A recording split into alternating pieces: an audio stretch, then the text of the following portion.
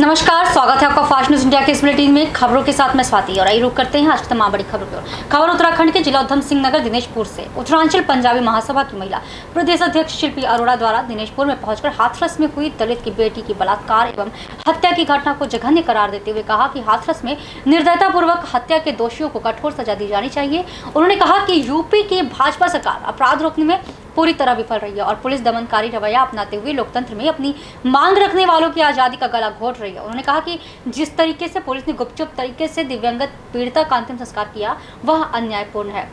उन्होंने कहा कि पूरे प्रदेश में महिलाओं व बेटियों के विरुद्ध जघन्य अपराधों से महिलाओं में असुरक्षा की भावना उत्पन्न हो गई है। लगातार प्रदेश में महिला उत्पीड़न की घटनाएं बढ़ रही हैं तथा मोदी सरकार मौन धारण किए हुए हैं। देखिए उधम सिंह नगर से शाहनूर अली की रिपोर्ट। व्यवस्था नाम की चाहे प्रदेश में हो या देश में हो कुछ नहीं है। ये अंधी, बहरी और गूंगी सरकार है। ये सिर्फ उद्योगपतियों के हाथ में नाच रही है, कहीं कुछ नहीं हो रहा है। देश की बेटियों के साथ में बलात्कार हो रहे हैं, हत्याएं हो रही हैं और बजाय उनको न्याय देने के उन्हीं के ऊपर एफआईआर करी जाती हैं। थाने के पुलिस अधिकारी ही थाने के अंदर बलात्कार करते हैं।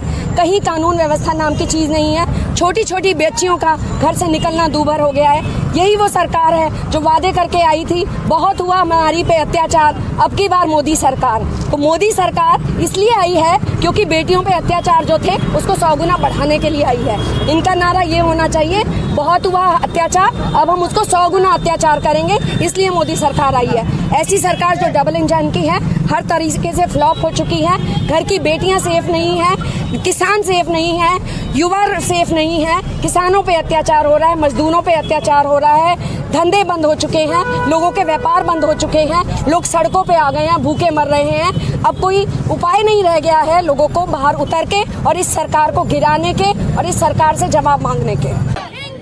मोदी तेरी गुंडागर्दी नहीं चलेगी, नहीं चलेगी। मोदी तेरी गुंडागर्दी नहीं चलेगी, नहीं चलेगी। योगी तेरी गुंडागर्दी नहीं चलेगी, नहीं चलेगी। अनीशा के हत्यारों को फांसी दो, फांसी दो। अनीशा के बलात्कारियों को फांसी दो, फांसी दो। अभी दो, अभी दो, अभी दो, अभी दो। अनीशा के हत्यारों को फांसी दो, फांसी दो। भारत माता की जय। मातरम, वंदे मातरम, वंदे मातरम। यूपी पुलिस हाय हाय, यूपी पुलिस हाय हाय, यूपी पुलिस हाय हाय। यूपी के पीलीभीत जिले के थाना सहरार मऊ उत्तरी के ग्राम पंचायत बागड़ में एक नई बस्ती बसी हुई है जो कि बागड़ से 200 मीटर दूर पर है और इस बस्ती में दलितों की काफी मकान बने हुए हैं। इस दलित बस्ती में बिजली की काफी समस्या है। पूरे क्षेत्र में बिजली की सुविधा है और पूरा क्षेत्र लाइट की रोशनी से जगमगाता रहता है। तो पर इस दलित बस्ती में लोग 20 वर्षों से यही उम्मीद लगाए बैठे हैं कि कब हमारी बस्ती में विद्युत विभाग द्वारा पोल लगवाए जाएंगे। बताया जा रहा है कि 10 महीना पहले बस्ती में लाइट के पोल डलवाए गए थे और तब बस्ती के लोगों को यह उम्मीद थी कि हमारी बस्ती में बिजली की समस्या दूर हो जाएगी, पर ऐसा नहीं हुआ और ठेकेदार द्वारा बस्ती से बिजली के खंभे वापस उठवा लिए गए, उनको दूसरी जगह लगवा दिए गए। बस्ती के लोगों ने इसका विरोध भी किया पर ठेकेदार ने दलित भाइयों की बातों पर कोई ध्यान नहीं दिया। बस्ती के लोगों ने कई बार विद्युत विभाग पर इसकी शिकायत भी की पर अभी तक इस बस्ती में कोई बिजली की सुविधा नहीं है। बस्ती की समस्या को देखकर ग्राम प्रधान ने यह आश्वासन दिया है। Hansram tailor, master boy doctor Vivek Arya मौजूद रहे। देखिए पूरनपुर से विनोद कुमार वर्मा की रिपोर्ट। थाना सहरा मऊ क्षेत्र के ग्राम पंचायत बागड़ से लगभग 200 मीटर दूरी पर दलित बस्ती एक बसी हुई है जिसमें देखा जा रहा है लगभग दलित भाइयों के 10 मकान यहाँ पे मौजूद हैं। इस बस्ती की मेन समस्या ये है कि यहाँ पर विद्युत विभाग की कोई भी सुविधा नहीं है। यहाँ के ग्रामीण विद्युत विभाग की खातिर इतना परेशान है कि गर्मी में एक एक दिन एक एक महीने की बराबर के सामान काट रहे हैं। बताया जा रहा है कि यहाँ पर आज से 10 महीना पहले विद्युत विभाग के पोल भी डाले गए थे जो विद्युत ठेकेदार और कुछ ग्रामीणों के द्वारा उठवा लिए गए थे, जिससे यहाँ के बसिंदे हमारे दलित भाई विद्युत विभाग बिजली से वंचित रह गए हैं और इनकी समस्या का अभी तक कोई समाधान नहीं किया गया है। आज ये हमारे दलित भाई जितने भी हैं इस समस्या के लेकर काफ़ी परेशान हैं। आइए हम इसी बस्ती के अपने भाइयों से बात कर रहे हैं कि इनको बिजली ना मिलने से क्या परेशानी आ रही है और इनकी आवाज़ को अभी तक कोई सुनवाई क्यों नहीं हो रही है। या तो इसमें विद्युत विभाग ठेकेदार की मनमानी चल रही है या तो इस हमारे दलित भाइयों के लिए अभी तक कोई ऐसी विद्युत समस्या का समाधान क्यों नहीं निकाला गया है। हम इस बस्ती के अपने एक दलित भाई से ही बात करवा रहे हैं। देखिएगा, क्या नाम है आपका? हंसराम। हंसराम भाई, ये बताइएगा कि यहाँ पर विद्युत विभाग वाले पोल कितने महीने पहले डलवा गए थे? यहाँ पे पोल कम से कम 8-9 माह पहले यहाँ पे डलवाए गए थे, फिर यहाँ से वापस भी करवा लीजिए। और यहाँ हम लोग बहुत ज़्यादा परेशान हैं, लाइट से वंचित रह गए हैं। अब हम लोगों को कोई भी रास्ता नहीं मिल रही जो यहाँ पे लाइट आ सके।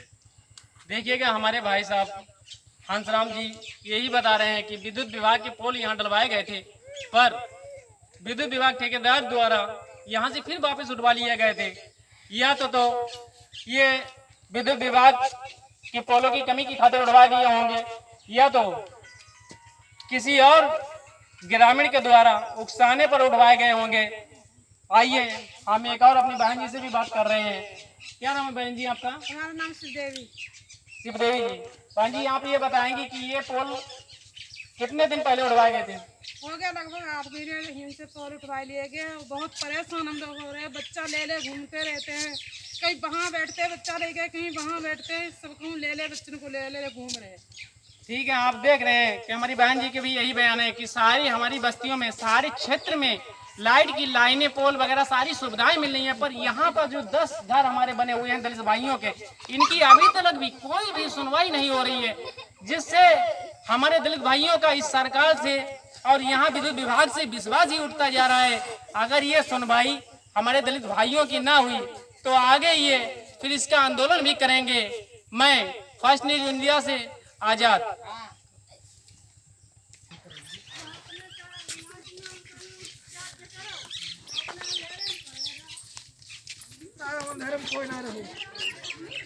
हरदोई से मिशन आत्मसंतुष्टि व भारतीय किसान यूनियन लोकतांत्रिक युवा संगठन के प्रदेश अध्यक्ष राजवर्धन सिंह राजू दादा के नेतृत्व में मनीषा वाल्मीकि हाथरस की बिटिया के साथ अपराधियों के द्वारा दुष्कर्म किया गया है, जिसके विरोध में वह बिटिया की आत्मा की संतुष्टि के लिए आज सैकड़ों युवाओं ने हाथ में कैंडल लेकर के सिनेमा चौराहे से लेकर सोल्जर बोर्ड चौराहे तक मानव श्रृंखला बना करके 2 मिनट का मौन रखा और लोगों ने कहा कि ऐसे अपराधियों व ऐसे दरिंदों को तत्काल फांसी देने के लिए कठोर कानून का प्रावधान बनाया जाए ताकि आगे भविष्य में ऐसी कोई भी घटना न हो सके।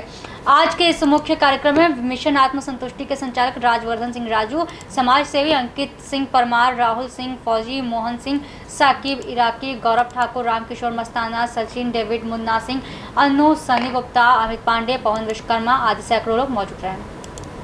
देखिए बेनीगंज से पीयूष तिवारी की रिपोर्ट। बेटी मनीषा वाल्मीकि के साथ बलात्कार हुआ। बलात्कार होने के बाद उसकी जो दुखद मृत्यु हो गई है, हम लोगों ने आज ईश्वर से प्रार्थना करी है कि उसकी बिटिया की आत्मा को शांति मिले, उसके घर परिवार के लोग दुख सहने की शक्ति मिले उनको।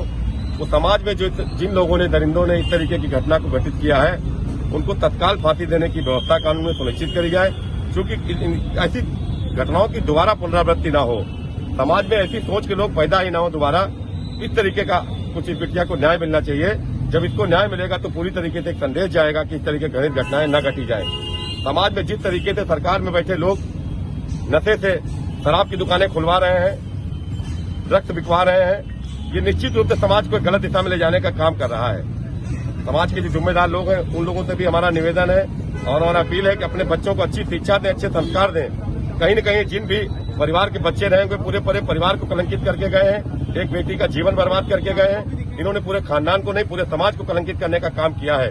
बहन बेटी किसी भी समाज की हो, किसी भी वर्ग की हो, किसी भी जात की हो, हिंदू हो, मुस्लिम हो, ईसाई हो, सिख हो, हम लोगों का उससे कोई लेना देना नहीं। हम लोगों का समाज में ऐसे गंदे दरिंदों से लेना देना है जो ऐसे गंदे इस तरह की गंदी घृणित कार्य करके उनको तत्काल प्रभाव से फांसी मिलना चाहिए। अपराधी को फांसी दो। खबर है यूपी के प्रयागराज जिला के थाना कर्नलगंज से, जहां आज छात्र संघ भवन पर सामूहिक दुराचार के शिकार दलित लड़की की मौत और जबरन दाह संस्कार के खिलाफ प्रदर्शन कर रहे एनएसयूआई कार्यकर्ताओं को पुलिस ने गिरफ्तार कर लिया और इसके पहले पुलिस और छात्रों में झड़प भी हुई।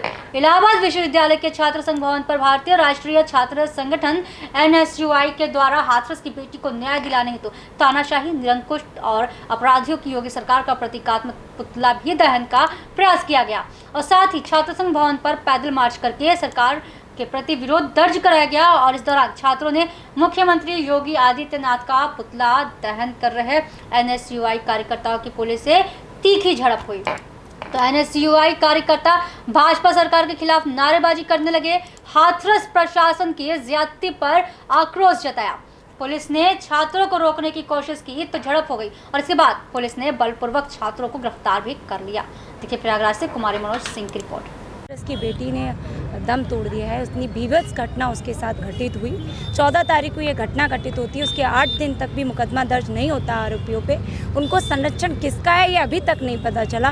इतने दिनों के बाद में आरोपियों की गिरफ्तारी तक सुनिश्चित नहीं की जाती है। उसको लेकर के समाजवादी पार्टी के कार्यकर्ता आज यहाँ पे श्रद्धांजलि सभा आयोजित किए हैं इलाहाबाद के सुभाष चौराहे पे। साथ ही साथ इलाहाबाद की बेटी जो कि इतने दिनों तक लगातार भटकी, न्याय मांगने के लिए एक मुकदमा दर्ज कराने के लिए और महीनों बाद उसका मुकदमा दर्ज हुआ, लेकिन भारतीय जनता पार्टी के जिला अध्यक्ष रह चुके हैं। उनका बेटा आरोपी श्याम प्रकाश द्विवेदी आज भी पुलिस की गिरफ्त से बाहर है। उसको इलाहाबाद के पुलिस प्रशासन साथ ही साथ उत्तर प्रदेश की सरकार ने पूरी तरह से संरक्षण दे रखा है। पूरे देश में हर 3 मिनट पे एक बलात्कार की घटना सामने आ रही है। ऐसे समय में हम आम महिलाएं सड़कों पे असुरक्षित हैं। इसको लेकर के इस सुरक्षा का जिम्मेदारी किसकी है, ये सरकार से मांगने आज हम सड़कों पे निकले हैं और हमें जब तक न्याय नहीं मिल जाता हम लोग सड़कों से नहीं हटेंगे।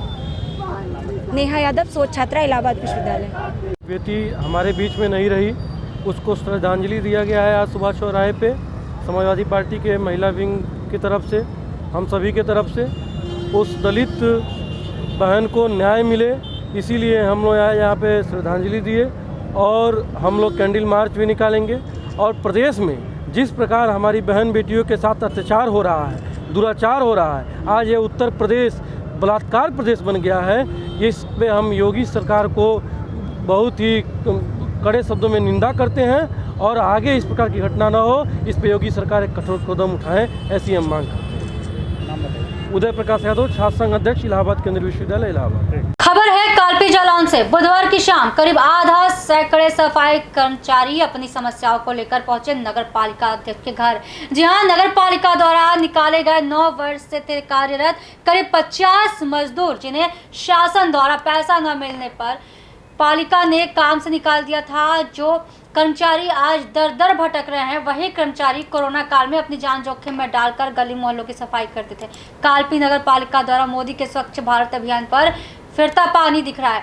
पालिका अध्यक्ष की लोगों से हुई नोकझोंक में मीडिया कर्मी का कैमरा बंद करवाने की कोशिश की। सफाई कर्मचारियों ने आरोप लगाया कि पालिका अध्यक्ष द्वारा लगाए गए नए कर्मचारी आज भी कार्यरत है, लेकिन हम 9 वर्ष से काम कर रहे थे, फिर भी हमें हटा दिया गया। हम अपने बच्चों को कैसे पाले, क्या खिलाए उन्हें। वहीं पालिका अध्यक्ष जगजीवन अहिरवार ने आरोप को सिरे से नकारते हुए कहा कि जब तक शासन से पैसा नहीं आएगा मैं आप लोगों को काम पर नहीं रख सकता। देखिए कालपी से इरफान अंसारी की खास रिपोर्ट। अरे यार जगह दो यार भैया, यहाँ भगवा लगाने की जरूरत नहीं है।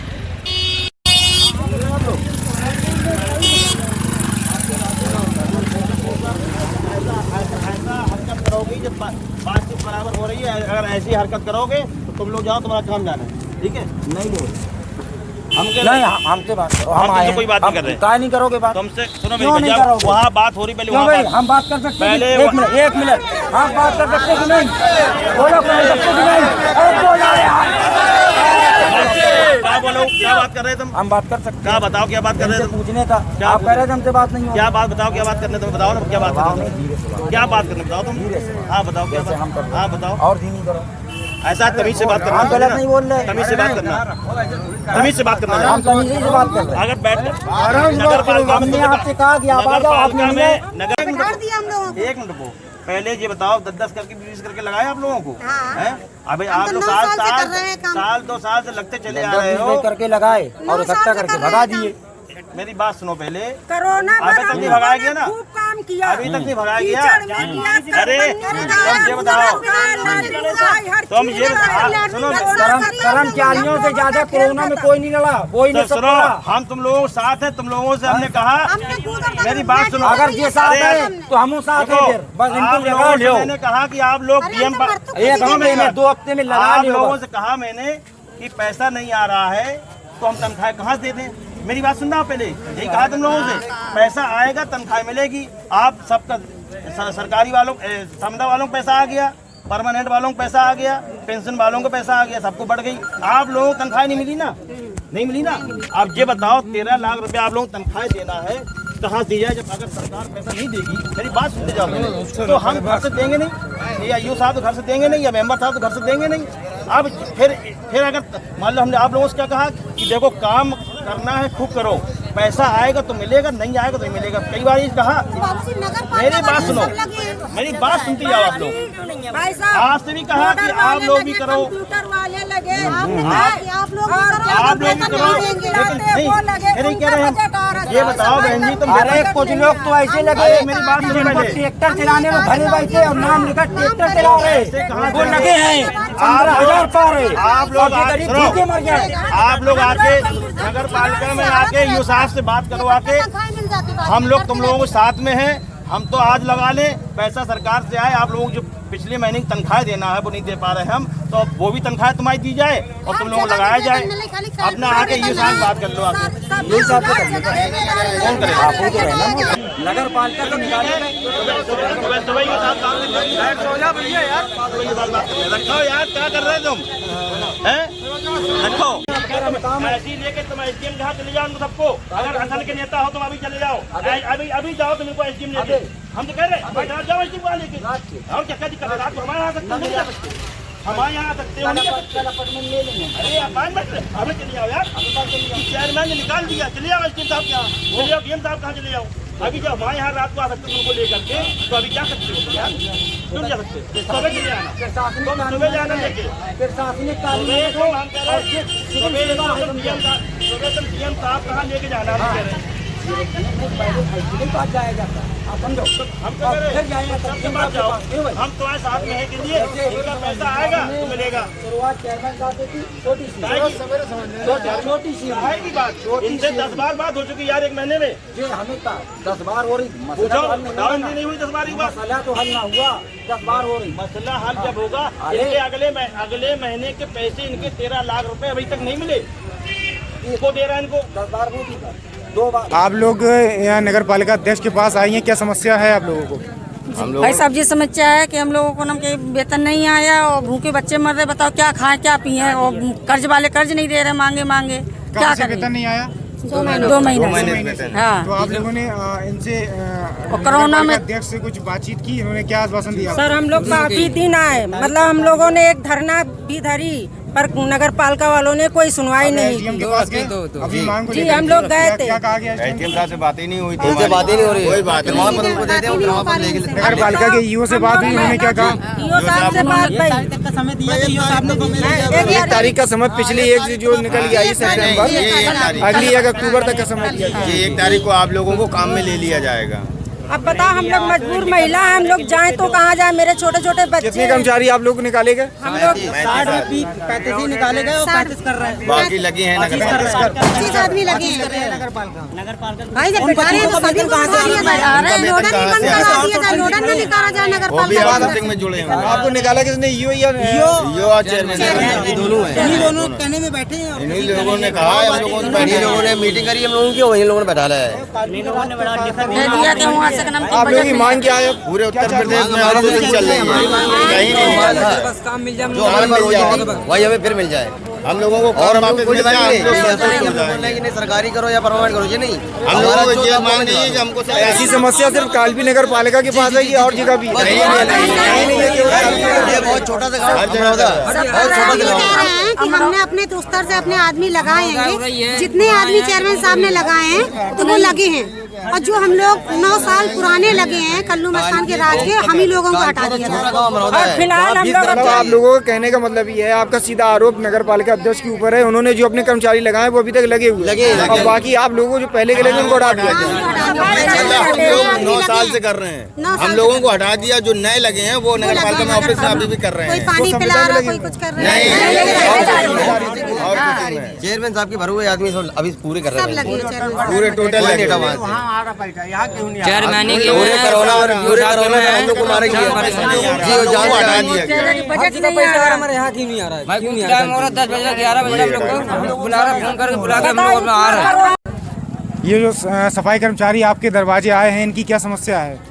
सफाई कर्मचारियों की समस्या ये है कि इनको अगले महीने से अभी तक तनख्वाह नहीं मिली है, जो कि अगस्त का इनका पैसा मिलना चाहिए था। सरकार से अभी तक इनका तनख्वाह का पैसा नहीं आया है और समदा का जो परमानेंट है उनका और पेंशन वालों का सबका पैसा आ चुका है, लेकिन आउटसोर्सिंग वालों का पैसा सरकार ने अभी तक नहीं भेजा है। इससे पहले भी 3 महीने की तनख्वाह और नहीं आई थी इन लोगों की, कर्मचारियों की।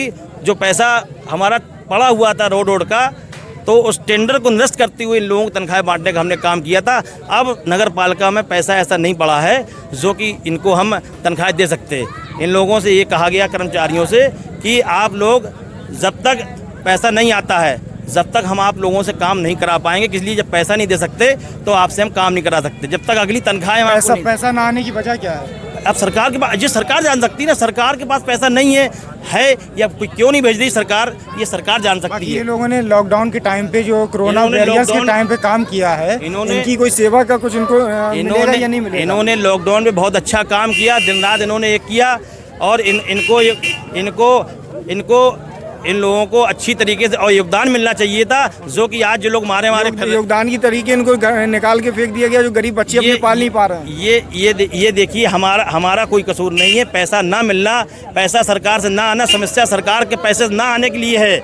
कोई हमें नहीं रखा था। पैसे की मांग की या नहीं? पैसे की मांग की है, लिखित में भी मांग की है हमने सरकार को, लिखित में भी मैंने पैसे की मांग की है। यहाँ से लेटर ईओ साहब द्वारा हमारे द्वारा जा चुका है शासन को, सबको, सारे अधिकारियों को मालूम है कि यहाँ का नाम नगर पालिका, किसी नगर पालिकाओं में पैसा नहीं आ रहा है, इसलिए समस्या है। तो ये आप नगर अध्यक्ष प्रतिनिधि हैं, फिर भी आपके होते हुए भी इस तरह की समस्याएं शहर में? देखिए, हमारे सामने समस्या आई थी, अभी इससे पहले त्यौहार पड़ा था बेचारों का, इनका रक्षाबंधन का, तो इन लोगों को 2-2 हज़ार रुपया बुला के हमने दिए थे, ताकि आप लोग कर्मचारियों को दिए थे। लगभग मेरे 50 कर्मचारियों को लगभग निकाले। कितने कर्मचारी के? मेरे ख्याल में लगभग 50-60 कर्मचारी निकाले गए हैं। 60 कर्मचारी निकाले? हाँ, 50-60 के लगभग निकाले गए हैं। निकाले क्या है? देखिए, कर्मचारियों से कहा भी है, निकालना हमारे एक वो नहीं है। हमने इनको समझाया भी है कि देखिए, आप लोग अभी काम इसलिए ना करें कि पैसा नहीं आ पा रहा है। जब तक आपकी तनख्वाह अगले महीने की नहीं मिल जाती है तो हम आपसे काम कराने में असमर्थ हैं। अगर काम कराते हैं, अगर पैसा आपका नहीं मिलता तो ये भी गलत बात है। ये काम नहीं करेंगे तो अपने परिवार का पालन पोषण कैसे कर पाएंगे? देखिए, अब ऐसा है ना, अभी काम करें, जब पैसा नहीं मिलेगा तो कैसे होगा बताइए? जब पैसा कहाँ काम करेंगे? इनकी कुछ हम तो कहते हैं कि मीडिया के लोग और भी सभी जो जितने भी राजनीतिक दल हैं, वो लोग सरकार से मांग करें कि नगर पालिकाओं में पैसा भेजा जाए, ताकि ये अभी कर्मचारी 50-60 इसके अलावा भी हम और लगा सके, ताकि शहर की साफ सफाई व्यवस्था बन सके। हम तो चाहते हैं कि 200 बेरोजगारी इतनी फैली हुई है कि हम 200-500 आदमी लगा लें कम से कम नगर पालिका में, लेकिन जब तक पैसा नहीं होगा तो जब तक हम कुछ नहीं कर सकते। तो थे अभी के समाचार। आगे कुछ खास खबरों के लिए बने रहिए फास्ट न्यूज़ इंडिया के साथ। धन्यवाद।